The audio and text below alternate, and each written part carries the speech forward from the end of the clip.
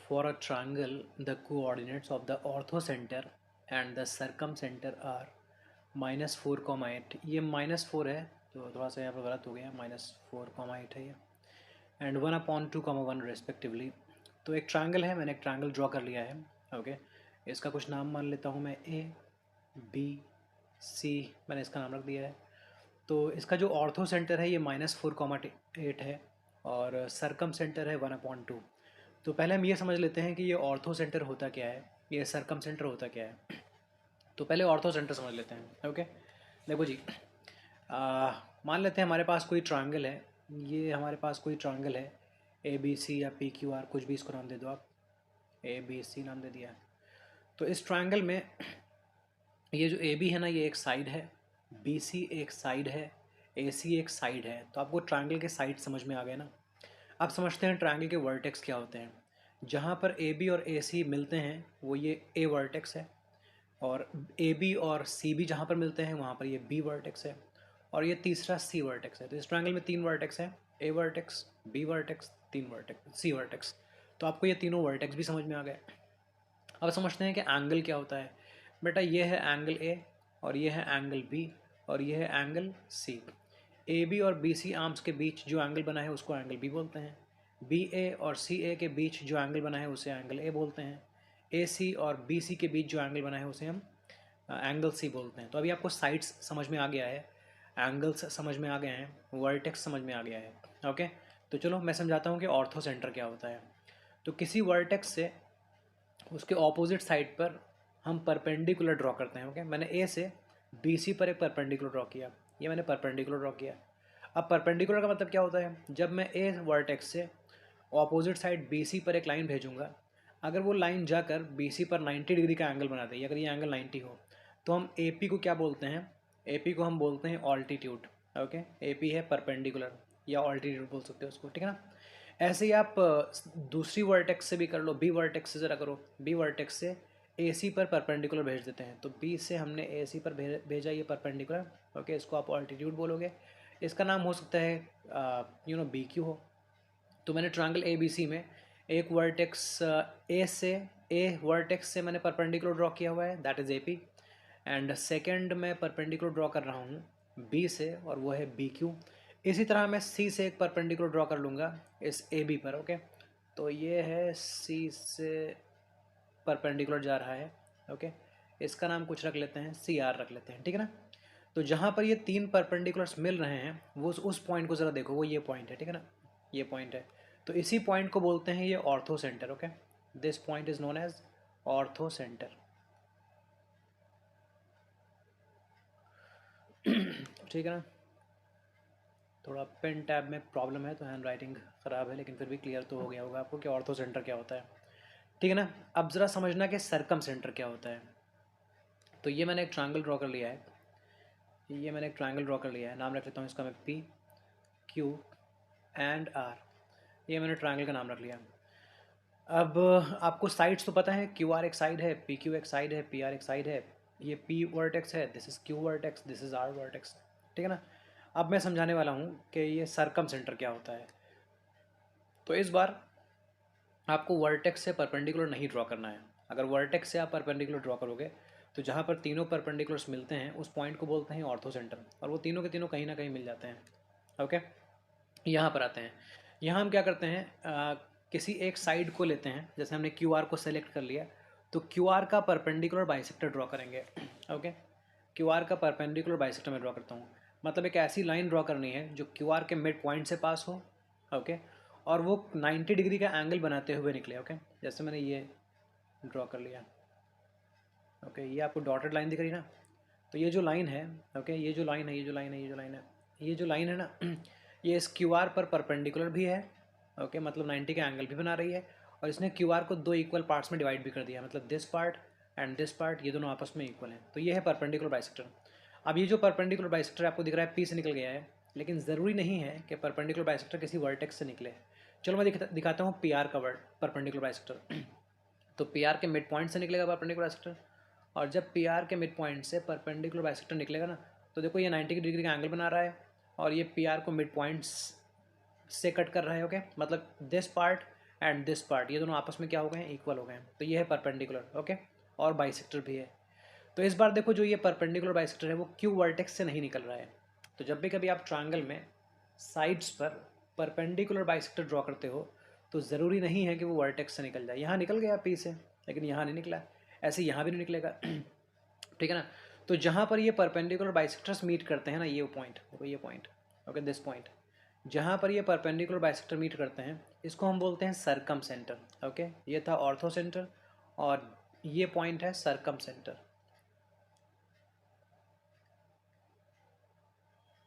सरकम centre, ठीक है ना। वापस से देख लीजिए, अगर आप वर्टेक्स से ऑपोजिट साइड पर परपेंडिकुलर ड्रॉ करो, वर्टेक्स ए से, वर्टेक्स बी से, वर्टेक्स सी से, तो जिस पॉइंट पर तीनों परपेंडिकुलर्स मिलते हैं उसको हम क्या बोलते हैं, ऑर्थो सेंटर बोलते हैं। एंड अगर आप साइड्स के परपेंडिकुलर बाइसेक्टर्स ड्रॉ करो, वर्टेक्स से परपेंडिकुलर मत भेजो, आप साइड का परपेंडिकुलर बाइसेक्टर ड्रॉ करो, तो जहाँ पर ये परपेंडिकुलर बाइसेक्टर्स मिलते हैं उसको बोलते हैं सरकम सेंटर। ओके, एक और चीज़ इस क्वेश्चन में आई है, सेंट्रॉइड भी आया है, तो सेंट्रॉइड को भी समझ लेते हैं। तीनों को समझने के बाद हम क्वेश्चन स्टार्ट करते हैं। ओके, मान लेते हैं ट्रायंगल पी क्यू आर है, तो इसमें सेंट्रॉइड क्या होगा। बेटा इस बार वापस से वर्टेक्स से कुछ करना है, लेकिन परपेंडिकुलर नहीं ड्रॉ करना है। तो पी वर्टेक्स से हम क्यू आर पर, क्यू आर के मिड पॉइंट पर एक लाइन भेजेंगे। तो क्यू आर का मिड पॉइंट मान लेते हैं ये है, नाम मान लेते हैं ए। तो आप पी वर्टेक्स से ए पर एक लाइन भेजो। ओके, तो इस पी ए को बोलते हैं मीडियन, इसको बोलते हैं मीडियन।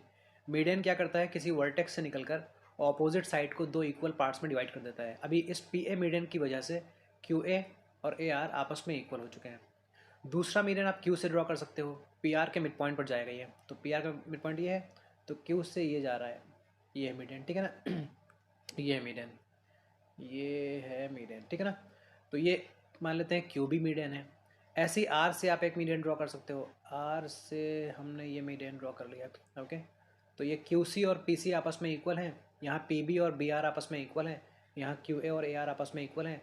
तो ये मीडियंस मैंने तीन ड्रॉ किए थे, एक मीडियन पी ए है, दूसरा मीडियन क्यू बी है, तीसरा मीडियन आर सी है। जहाँ पर ये तीनों मीडियंस मिल रहे हैं, जहाँ इन तीनों मीडियंस का इंटरसेक्टिंग पॉइंट है, इसको हम बोलते हैं सेंट्रॉइड। ओके, आई होप ये क्लियर है। चलो, इन तीनों को समझना ज़रूरी था, क्योंकि इस क्वेश्चन को पढ़ने के बाद में सबसे डिफिकल्ट यही चीज़ लगती है कि ये सरकम सेंटर क्या है, ये ऑर्थो सेंटर क्या है, ये सेंट्रॉइड क्या है। अदरवाइज़ ये क्वेश्चन बहुत ईजी था, क्योंकि इन ऑर्थो सेंटर, सरकम सेंटर, सेंट्रॉइड को समझने की ज़रूरत भी नहीं थी। लेकिन हर स्टूडेंट पहले इन्हीं को समझना चाहता है, वो कन्फ्यूज़ हो जाता है इन वर्ड्स को पढ़ करके। Otherwise this question is very easy, इनकी ज़रूरत कोई नहीं है। क्यों ज़रूरत नहीं है, इन्होंने क्या बोला है कि इस ट्राइंगल का ऑर्थो सेंटर और सरकम सेंटर बता दिया गया है।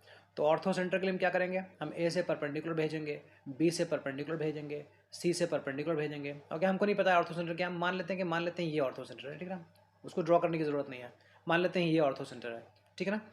अच्छा जी, फिर क्या है, फिर उन्होंने बोला है कि सरकम सेंटर, सरकम सेंटर के लिए बी सी पर ड्रॉ करो परपेंडिकुलर बाइसेक्टर, ए सी पर ड्रॉ करो परपेंडिकुलर बाइसेक्टर, ओके, और ए बी पर ड्रॉ करो परपेंडिकुलर बाइसेक्टर।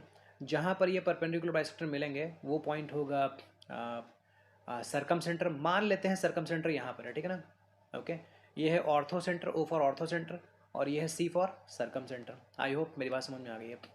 अब मीडियन कहाँ पर होगा, वो सॉरी, मीडियन को ड्रॉ करने के बाद जहाँ मीडियन इंटरसेक्ट करेगा वो सेंट्रॉइड होगा। तो यहाँ ये लिखा है कि जो सेंट्रॉइड है ना, वो ऑर्थो सेंटर और सरकम सेंटर को 2:1 के रेशियो में डिवाइड कर रहा है। तो ऑर्थो सेंटर और सरकम सेंटर को ज़रा ज्वाइन कर लो। ओके, इसके बीच में कहीं वो होगा, कौन होगा, सेंट्रॉइड होगा। ओके, सेंट्रॉइड होगा, सेंट्रॉइड होगा बीच में, ठीक है ना, ये बीच में सेंट्रॉइड आ गया। तो सेंट्रॉइड क्या कर रहा है, ऑर्थो सेंटर और सरकम सेंटर को 2:1 के रेशियो में डिवाइड कर रहा है। ये 2 है और ये 1 है। ऑर्थो सेंटर के कोऑर्डिनेट्स -4,8 गिवन है, और सरकम सेंटर के कोऑर्डिनेट्स 1/2, 1 गिवन है। तो आपको सेंट्रॉइड के कोऑर्डिनेट्स पता करने हैं। तो देखो, आपको इसका मतलब क्या होता है उसकी ज़रूरत है ही नहीं। ओके, अब मैं क्या करूँगा, नॉर्मली एक लाइन ड्रॉ करूँगा इधर इस पेज में, यहाँ पर मैं नॉर्मली एक लाइन ड्रॉ कर लेता हूँ। हाँ जी, एक लाइन ड्रॉ कर लेता हूँ।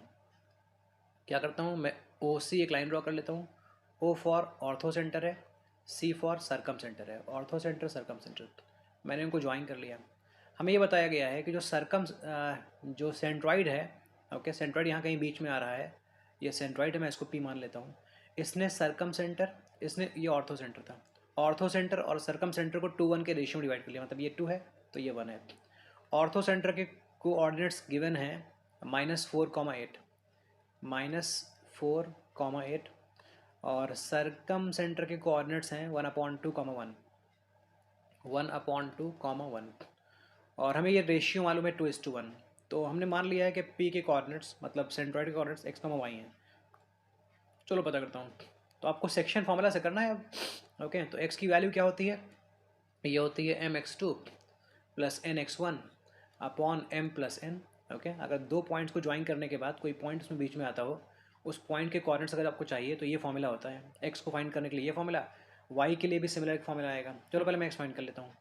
तो m की वैल्यू कितनी है, इस को हम m बोलते हैं, इसको हम n बोलते हैं, ठीक है ना। देखो उन्होंने क्या बोला है, उन्होंने ऑर्थो सेंटर की बात पहले की है, सरकम सेंटर की बात बाद में की है। तो जिसकी पहले बात की है ना उसको हम x1 y1 मानते हैं, और जिसकी बात उन्होंने बाद में की है उसको हम x2 y2 मानते हैं। ओके, इसी तरह रेशियो में ये x1 y1 के साइड में m रहता है तो m की वैल्यू n हो गई, और x2 y2 के साइड में n रहता है तो m की वैल्यू 1 हो गई, ठीक है ना। चलो m लिखता हूँ, m की वैल्यू 2 है, x2 की वैल्यू देख लो, x2 की वैल्यू 1/2 है, प्लस n की वैल्यू 1 है, और x1 की वैल्यू ऊपर देख लो -4 है, अपॉन में क्या आ जाएगा m प्लस n, m की वैल्यू 2, n की वैल्यू 1, तो 2 + 1 हो जाएगा, ठीक है ना। ये 2 हो गया कैंसिल। तो चलें मैं क्या करता हूँ, मैं इसके पीछे लिखता हूँ x इज़ इक्वल्स टू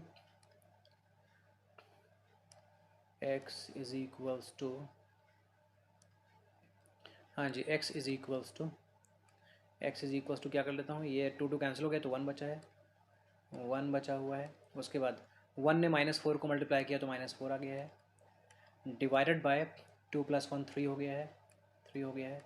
तो ये हो जाएगा -3/3, मतलब x की वैल्यू आ जाएगी -1। चलो y फाइंड कर लेता हूँ। तो y के लिए हम यूज़ करते हैं ये formula my2 plus ny1 upon m plus n। Okay, m की वैल्यू 2 थी, y2 की वैल्यू मैं कॉपी कर लूँगा अभी, n की वैल्यू 1 थी, ठीक है ना। चलो नीचे भी m और n की जगह 2 और 1 लिख लो। y2 और y1 की वैल्यू ज़रा ढूंढ लो। y2 की वैल्यू है 1 और y1 की वैल्यू है 8। ओके, y2 की 1, y1 की 8, y2 की है 1, y1 की है 8। तो ये हो जाएगा 2 और ये हो जाएगा 8, अपॉन में हो जाएगा 3। तो y की वैल्यू क्या हो जाएगी, 12 अपॉन, सॉरी ये 8 था, 8 + 2 10/3 हो जाएगा। ओके, तो x की वैल्यू आ गई -1 और y की वैल्यू आ गई 10/3। तो ये सेंट्रॉइड के हमको कोऑर्डिनेट्स मिल चुके हैं, x की वैल्यू -1 आई है और y की वैल्यू 10/3 आई है। तो सेंट्रॉइड के कोऑर्डिनेट्स मिल गए। आई होप ये क्लियर है।